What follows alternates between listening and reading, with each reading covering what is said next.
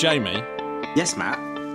All I want to do is talk about Sally Ride, Sally Ride. Wow. The Interplanetary Podcast. The exploration of space for the benefit of all mankind. Your hosts here in London, Matthew Russell and Jamie Franklin. Don't worry, everyone. We are not giving up our day jobs. All I want to do is talk about Sally Ride. Sally Ride. Really, really clever, Matt, because we're going to be talking about the astronaut Sally Ride. So clever. I'll tell you what, you are king of the links, aren't you? King of the links. Do you mean is that my deodorant? I like it. So, Jamie, do you know what my favourite thing of the week was? Go on. So I was watching Carl Sagan's Cosmos because you know I'm trying to learn an impression of him. Yeah, of course. It's almost there, by the way. Yeah, how's I'll tell that you going? what, Good. It's good. I reckon by next week I'll be able to bring it out. I'll be able to hit you with the Sagan. I think our listeners are all on just as much bated breath as me. Right, exactly. And after watching, I actually was watching it on Father's Day, and I was watching with my son George, and George turned round to me after watching episode 2 and said, "Oh my God, that is easily the best explanation of evolution ever," and it is. It's absolutely amazing. So if you've forgotten how good it is, just go back and watch that. It's just genius. Definitely and worth then a the rewatch. next day, I saw Nick Sagan, Carl Sagan's son, doing a sort of blog about his dad, Carl. And really? It's really, really touching because you just go, oh my God, Carl Sagan is this really, really funny guy. Now, remember a couple of weeks ago we were talking about the size of the universe and I mentioned parsecs. I remember it. And then you mentioned the quote about Han Solo bragging about the Millennium Falcon. That's right, yeah.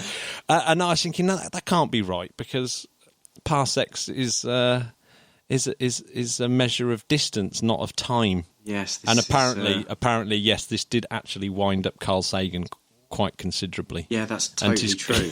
Yeah.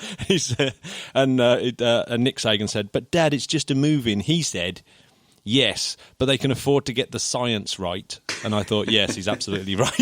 Yeah, if they spent millions on the explosions and stuff, just pay somebody to research it. No, totally. It's just completely ridiculous. But wow, amazing. Although that would have annoyed me if my dad had said that when I was about 12. I'd be like, shut up. Just get into the film. Just get into it. No one cares, Dad. And anyway, my excuse for the writers of that film is it is set in a galaxy far, far away. So just because we call parsecs a certain thing doesn't mean that that's what it means in that particular galaxy. Yeah. We just have to say it's a translation error. Yeah, Sagan. Not so clever now, Sagan. are you? Yeah. Hey? No, he is. He's really... Just let it go, Turns Sagan. out he's really clever. Yeah.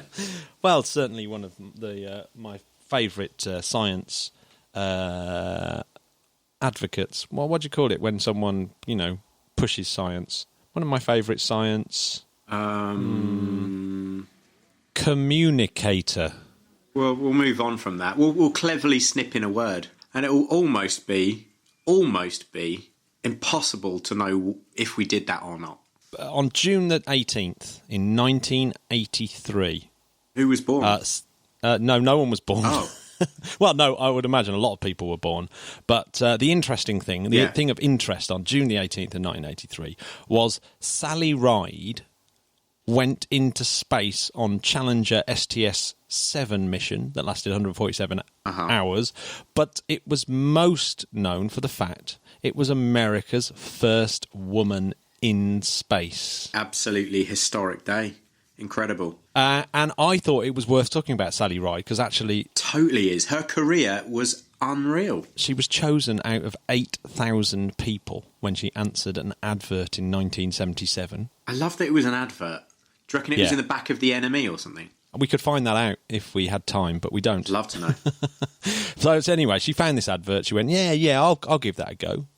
And she was selected along with 6 other women, but out of 8,000 people in 1978. And then she worked as a Capcom, the capsule communicator. Nice. for the space for the first couple of space shuttle flights. Yeah. And she also helped to develop the Canadarm. Canadarm. Robot arm. She her background is quite interesting because she was really, really into tennis, and this will come back near the end of her story.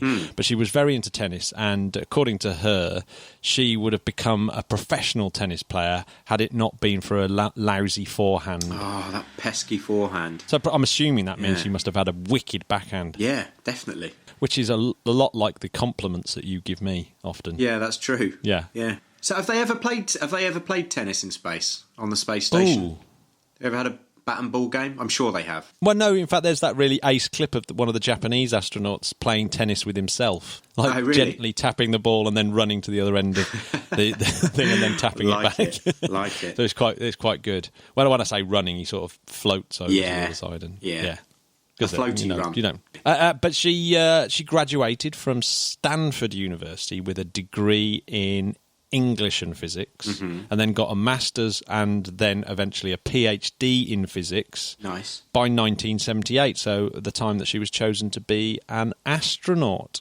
So she's an expert in X-rays and the interstellar medium. Whoa. And electron lasers and things like that. So that's pretty cool, isn't it? That is very cool. Anything with electron laser in is cool. And she didn't give a monkeys about her gender. She just only saw herself as an astronaut. Yeah. She was extremely private about her personal life. But in 1982, just before her first flight, she married astronaut Steve Hawley. And then divorced him just before... No, again, after her second flight on STS-41. Oh. Now... Tragically, she didn't get to fly a third time on STS-61 because of the Challenger disaster. Because of Challenger. Horrible.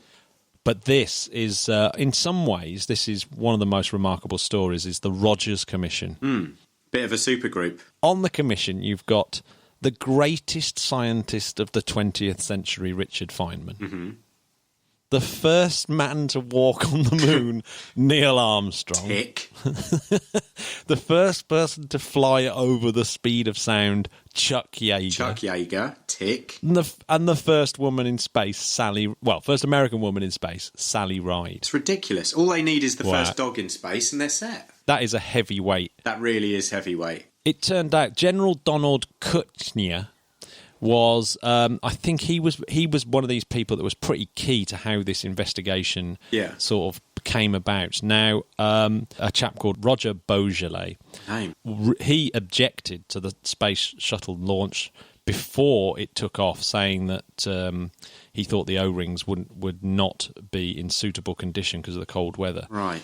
And Sally Ride was one of the only people that sort of showed him public support, and she slipped the information to Donald Kutcher, and he went off and legend has it took Richard Feynman into his garage to show him his sort of car collection, and sort of kept saying things like Richard Feynman sort of wandering around, he's got a mild interest in cars, and he's sort of saying, yeah, Richard, of course, I've got a head gasket problem. When it gets cold, the rubber seal doesn't work. Wink, wink. The rubber seal doesn't work. Right. And it's kind of like, well, yeah, it did. So Richard Feynman he sort of went away and sort of understood this kind of internal weird politics and basically ripped the safety precautions apart. He really sort of one of the things was that they were complete. The NASA management were just basically had got risk all completely mucked up. They just didn't understand risk and what it meant. So he just ripped it all apart and said, this is absolutely ridiculous. And he was the first person to sort of demonstrate with a really simple experiment in this kind of meeting that the rubber O-rings just didn't return back to their normal shape when they were cold, and that's what had caused the accident, and everyone realised. So obviously Sally Ride was very, very key to that, but that wasn't that information didn't come to light until after her death in 2012. Right. But in 1989, after that commission, she became Professor of Physics at the University of California. And director of the California Space Institute. Nice. And then in 2003, she was asked to serve on the Columbia Accident Investigation Board. So that obviously when the space shuttle they must have seen what broke she'd done. apart on re-entry. Yeah. And she's the only one that served on both those panels. So in that you've sense, got to get her on board. Then she set up the Sally Ride Science, which is a company she co-founded in 2001 that basically...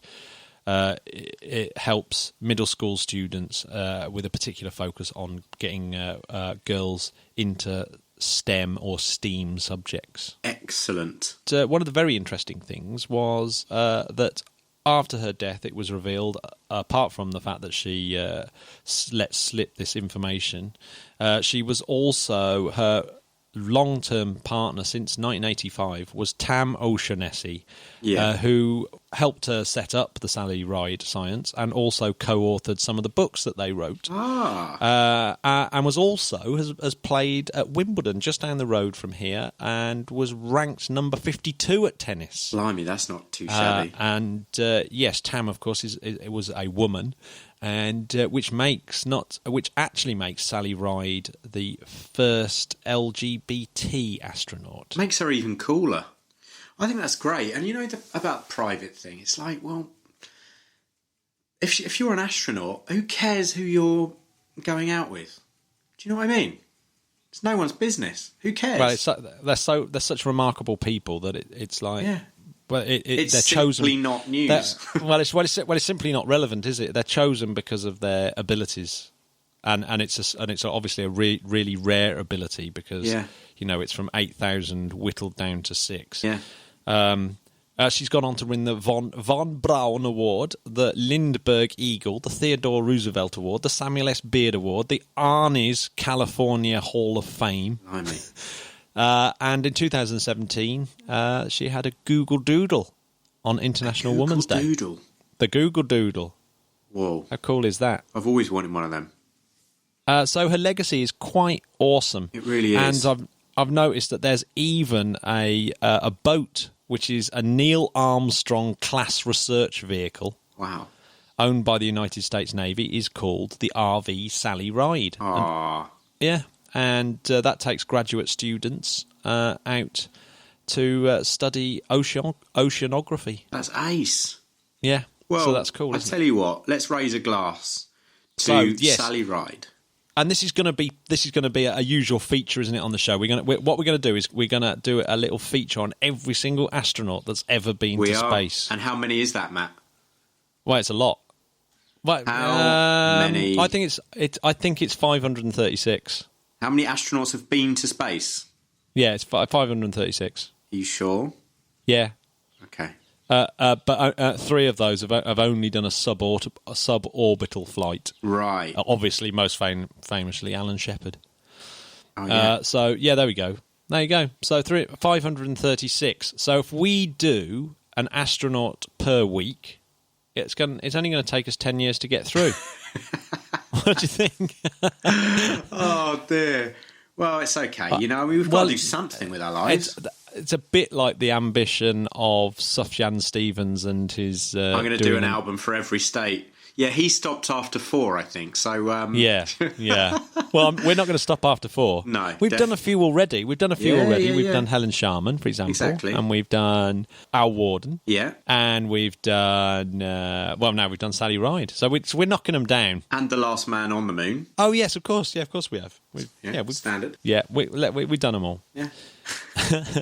Okay, so the stupidest story of the week, Jamie. You're going to say KFC, aren't you? I am going to say KFC. So, is this another one of those meat pie into space, but it wasn't really space? And it's not into space. It's so annoying. People keep saying this. It's like, well, it's kind of fun. And God knows I like, the Colonel's recipe. However, it's not really space. It's actually it's just the stratosphere. I mean, mind you, been there, done that. Imagine because it might be worth it. If Worldview make their Stratolite vehicle and are able to take up, regular passengers, it would be cool to go up in a Stratolite. Oh, for sure, it would be cool to go up. But I think sending things up saying that they've gone into space, is a little bit tenuous, isn't it? Yeah, I mean, at least this thing goes up. This thing goes up, and it does stay up for quite some time. It's not like New Shepard that sort of goes up and you're in space for a few seconds and then you're coming back down again. And it does seem pretty dangerous still. Having said all of this, Matt, if I did go up that far, I would definitely tell everyone that I'd been into deep space. Oh yeah, no, totally. Space. I've been interstellar. Yeah. Where did you definitely. go? Oh, you know. The Oort cloud. Do you know the Crab Nebula? Yeah, I just went there. You know. Yeah. I'm quite tempted to go up on the Worldview, I have to say, but this KFC thing. I mean, the KFC president with his "We're excited to be the ones pushing spicy crispy chicken sandwich space travel forward." So Matt, did he send a zinger up? Because he said we're excited to be the ones pushing spicy crispy chicken. So it must have been the zinger. Yeah. That makes me happy. Because, you know. Yeah, I mean, if you're going to buy something in KFC, it's got to be the zinger. You've got a zinger yourself, haven't you? I wonder if it's called zinger everywhere. I wonder if that's what they call it in America. Oh, yeah, maybe. Matt, I'll tell you what story I'm excited about. Yeah, go on then. A worm that grew 2 heads in space. Yeah, that is pretty freaky. An amputated flatworm fragment sent to space regenerated into a double-headed worm, a rare spontaneous occurrence of the double-headedness. Yeah, wow. So flatworms, you can just cut them up and they'll just regrow into complete individuals. Please don't try this at literally home. after they've been cut into pieces. Well, I'm sure it's one of the things that they do at if colleges there are any all around the animal country. rights people listening, this is just us speculating. We're not cutting worms up. But imagine, can you put them in the liquidizer and then you get hundreds of them? Oh, God. But what are you starting, Matt? According to Michael Levin, yeah, the professor of biology at Tufts University in Massachusetts, he says, it helps us optimize future space travel, but will also shed light on basic mechanisms that will have implications for regenerative medicine therapies on Earth and in space. Shaken, not stirred. My name's Michael Levin.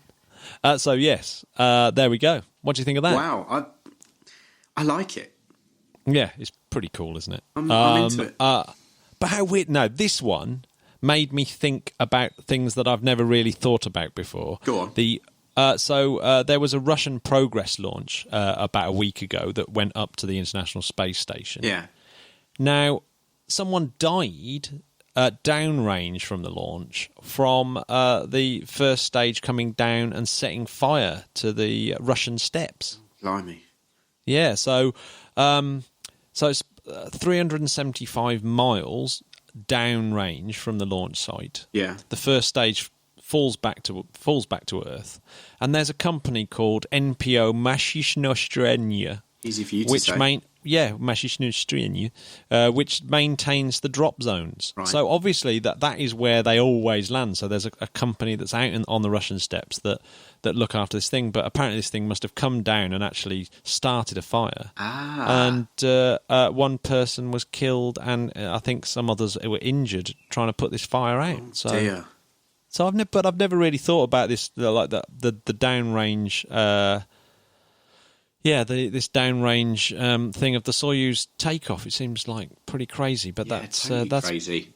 Well, I mean, presumably the reason that obviously they track it.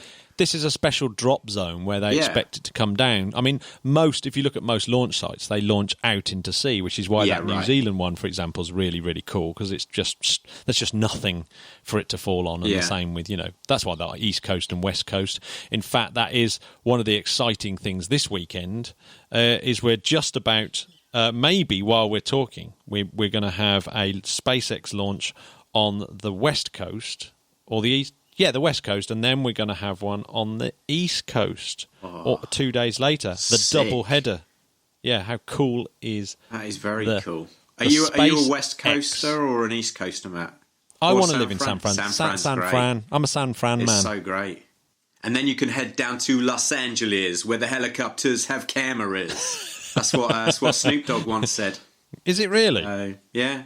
Oh, okay, that's fair enough. So, in fact, in 29 minutes, Jamie, we've got a SpaceX flying from the Kennedy Space Center. It's exciting, isn't it? in Florida. If I lived in Florida, I'd always be down there, Cape Canaveral. I'd be one of those geeks that gets bullied, like we bully train spotters over here. People would mock me and bully me because I would have my telescope and my binoculars out of the launches. They'd be like, "Look at that geek! Look at that space geek!" Oh, I'd just be so there. Have you ever kissed a girl? Yes, I have. Actually, it was a picture of Sally Ride in a NASA magazine. There's so much to unpack there, Jamie. Oh, there really is. Let's move on. Now, the journey to Mars seems to be pretty much dead. Yeah, I didn't like that headline when I read it, Matt. Well, what's the story? It's a very good article, again, by our friend Eric Berger from Ars Technica. Love Eric. And I do, I mean, let's face it, we love him. And he does write a good space article, and we pretty much use one each week. Totally does. Yeah. But this was well spotted. There was a video, basically, that NASA have released that sort of says, look at how ace NASA are doing. Look at the first 5 months into President Donald Trump's NASA. Yeah. So it's like a sort of mid-year look at how ace NASA is. Yeah. And what's most amazing about it is the things it leaves out. Oh, yeah. So it celebrates the announcements of Lucy and Psyche missions, which we obviously covered extensely on one of our shows. No stone when it came unturned. out. Yeah, no stone unturned. The Cassini's exploits at the Saturn system, again, we've covered that one a lot. Juno, of course, we've covered massively. The Hubble Space Telescopes, with its confirmation of the plumes on the surface of Jupiter's moon Europa. One of my faves. Yep, so it had all that stuff in, but nothing about Mars. It's ridiculous. Even though there's, several rovers and orbiters that are going round Mars, and there's lots of discoveries that's happened at Mars, which is just seems to be pretty incredible that's been missed out. So does anyone know why? An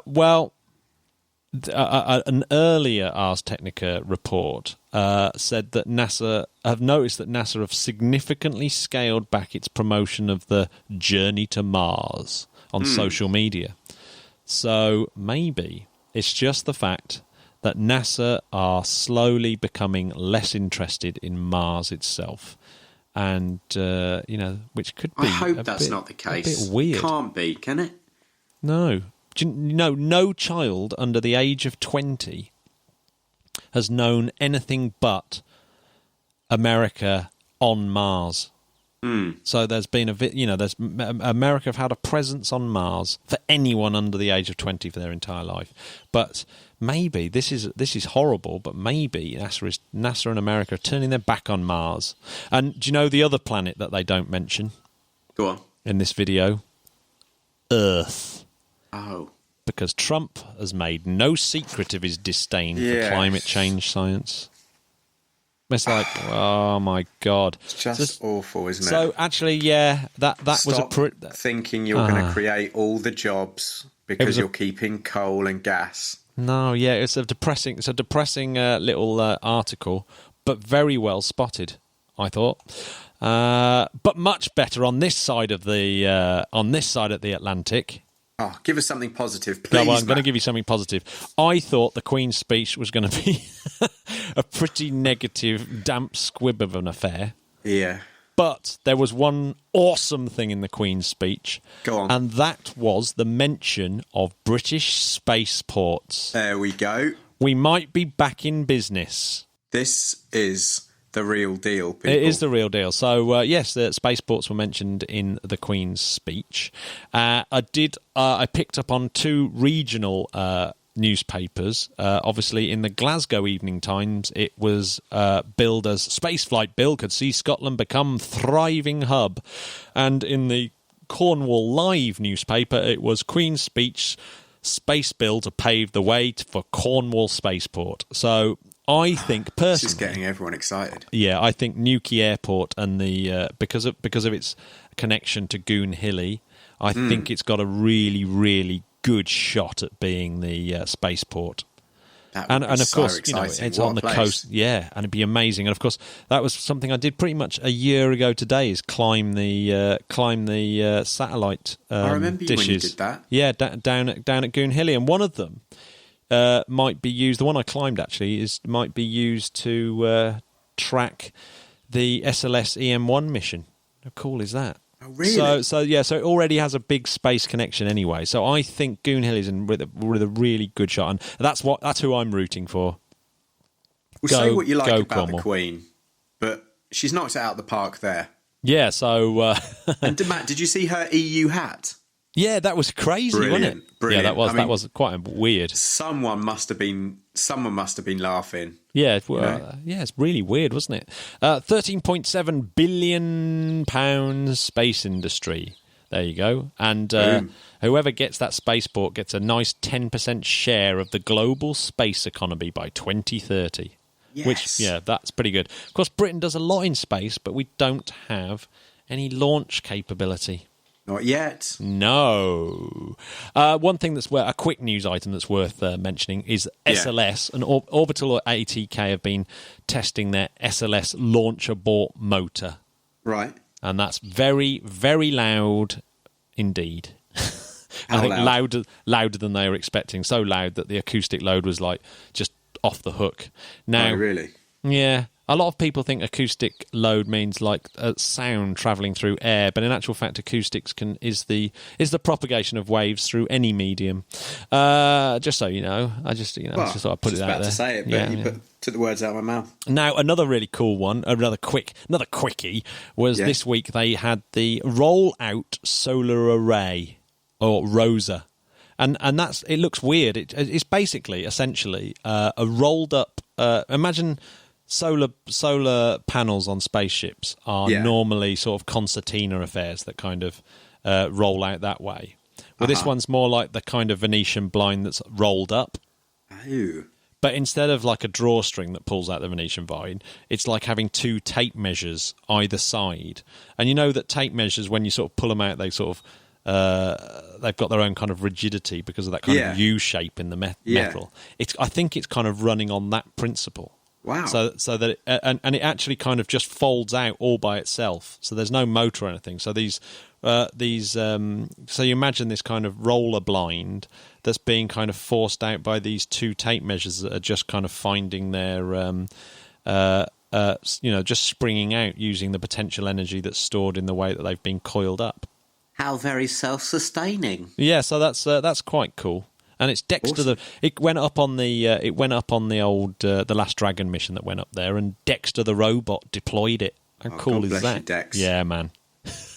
So that's I should imagine that has a lot of very interesting things going on. So that's at the space station now being tested for a few weeks. Well, talking of interesting, Matt. Mm-hmm.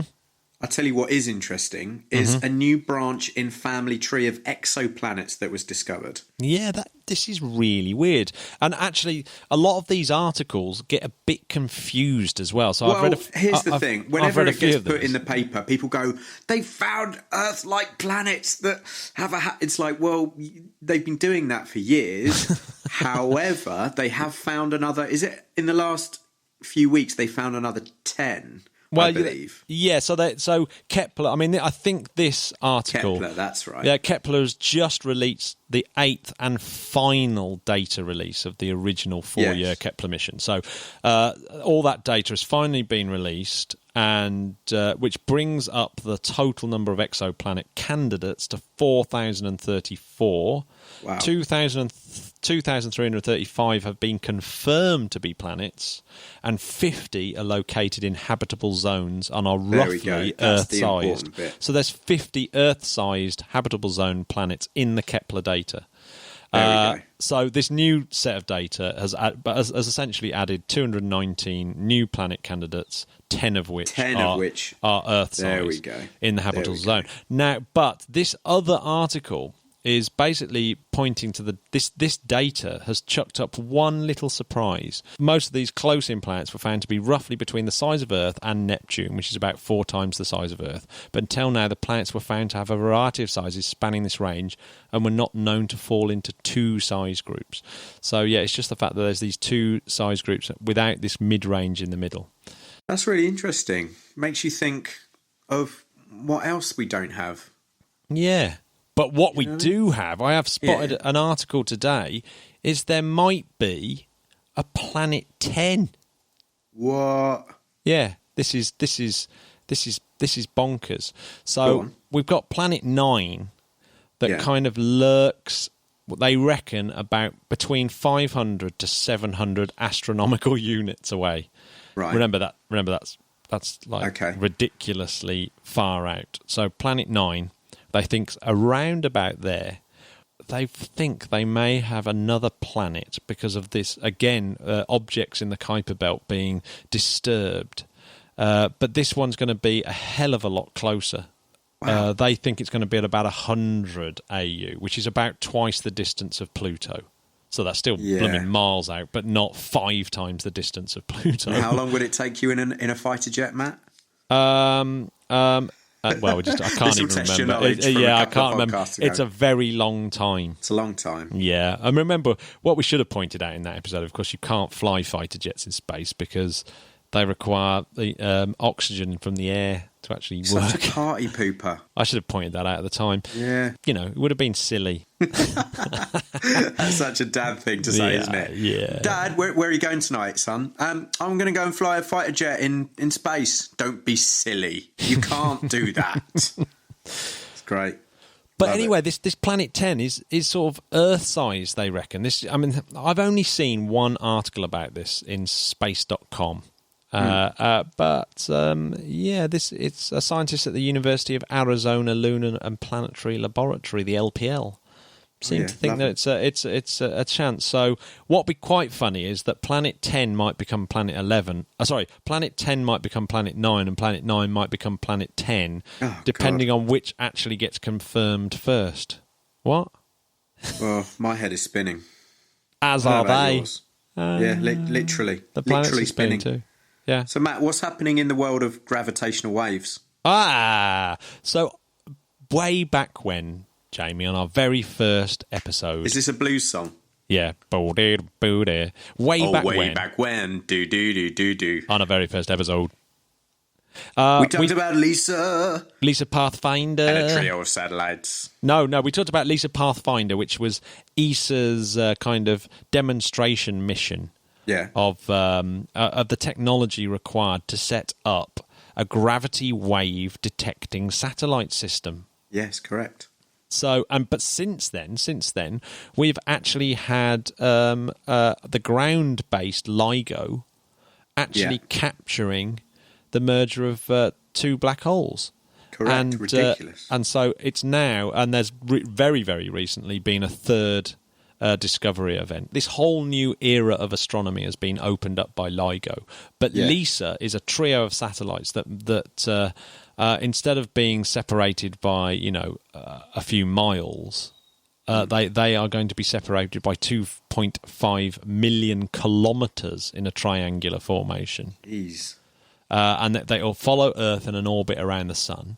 And so obviously with this huge distance, they're able to be, obviously can get a much more sensitive measurement as these gravity waves pass the 3 satellites. And it'll be really interesting just how fantastic the resolution on this will be, and that we'll start to see more gravitational wave astronomy. Basically a whole new era of astronomy has opened up, and LISA has got the ESA science go ahead. They're saying, let's just do this mission. It's going to take a lot of help from NASA to do, but that's going to be really exciting. That's mad. It's just the tip of the iceberg. Yeah, we have to wait till 2034 before that takes off, though. That'll be fine.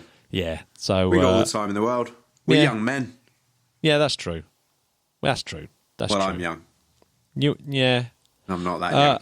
One thing that happened quite recently as well is that OneWeb have got FCC approval to launch over 700 satellites for their space internet. Whoa.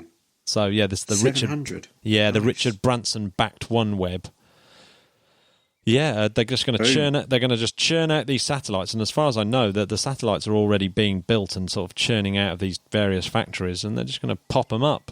Bear in mind there's only a few thousand satellites in at the moment. It does mean that is a significant increase in satellites. Oh, it really is. 700. And actually, it kind of makes sense that it's going that way, doesn't it? Yeah. Nothing needs to be as complicated as it's or as expensive as it's been before. No, yeah. So that's pretty exciting stuff, isn't it? Really is. Good one, Brano. So, but Elon Musk, of course, is his SpaceX are thinking of doing the same thing. And Boeing, Viasat, Telesat, lots of other competing companies. So it might not just be that 700. It might be might be other companies as well bunging up loads of satellites, which basically give global internet coverage. Nice. So connecting every unconnected school by 2022. Now that is reachable. Yeah, and it's not too far away, is it? That's a very, very near time. So, 720 low Earth orbit satellites. So that's a very interesting project indeed, one to watch. Beautiful. Keep your eyes open, please. So, earlier this morning, Jamie, we had India's PSLV taking off. Yes. Guess how many satellites it did this time? 300. No. You've gone way overboard. I'm going to say 5. No, 31. Oh, blimey. Yeah, right. So you were almost exactly right, but out by one order of magnitude. That's all. Yeah. So, Cartosat 3E and 30 other satellites. That's pretty cool, isn't it? Good work, India. So, they're always just going up, flying, pumping out these little tiny nanosats. Big Off time. you go. Well done, India. So that was a successful launch today. Don't say pumping out again, please. Oh, okay. Weird. There's a Progress launch again, so hopefully... oh, my gosh, in fact, there's a Progress launch in 4 minutes, 22 seconds, Jamie. Really? Yeah.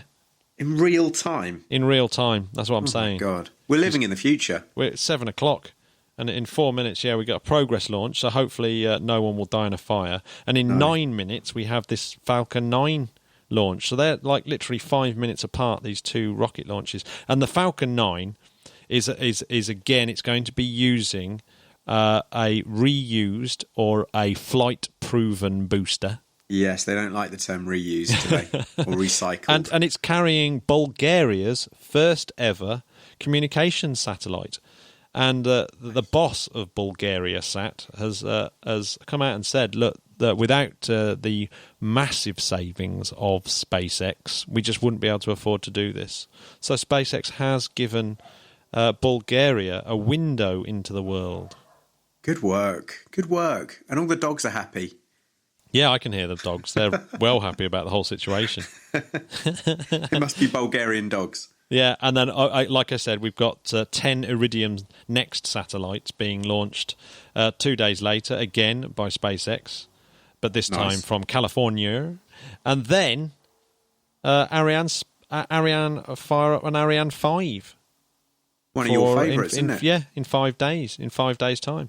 So quite a busy week on the old launch front. And, it's a busy week. And it has to be said, if SpaceX maintain this kind of launch cadence, this will be the 8th and 9th rockets they've fired up this year so far. So, which beats the amount that they did last year. And it really does mean that they are now a steamroller. They really are, aren't rocket they? launching. Yeah, it's just kind of standard now, isn't it? So thanks, Jamie. Well, thank you, Matt. And thank you, listeners. Please continue to subscribe and like and, do all that social stuff. The Interplanetary Podcast. Putting the ace back into space. So, yeah, baby space. Goodbye, bye, space cats. Space freaks. Bye.